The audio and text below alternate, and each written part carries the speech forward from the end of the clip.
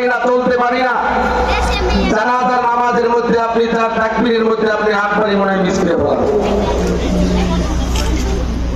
আর এত সুন্দর এই ছোট ছোট বাচ্চাগুলো দেখেন, আজকে আবার আপনার জীবনের শেষ অধ্যায় কি অবস্থা হবে, কেমন আপনার আমার অবস্থাটা হবে, ইনশাআল্লাহ আজকে আপনাদের মাঝে সুন্দর করে এই জানাজার নামাজ আপনাদের সামনে উপস্থাপন করবেন।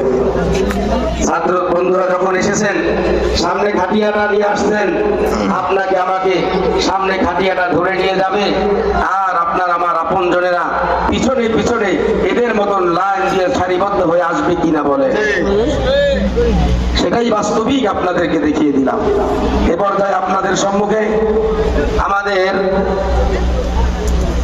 নাজেরা বিভাগের ছাত্র, এই ছেলেটা আজকে কিন্তু নাজেরা নিয়েছে, মাত্র 3 মাসের মধ্যে সে তার আমাদের নাজেরার যে যতটুকু আমাদের ক্যাটাগরিতে যতটুকু আমাদের সিলেবাসে দেওয়া থাকে এটাকে সে আপনার আরো এর গ্রুপে লোক আছে এর মধ্য থেকে অনেক আগে আগাই গেছে।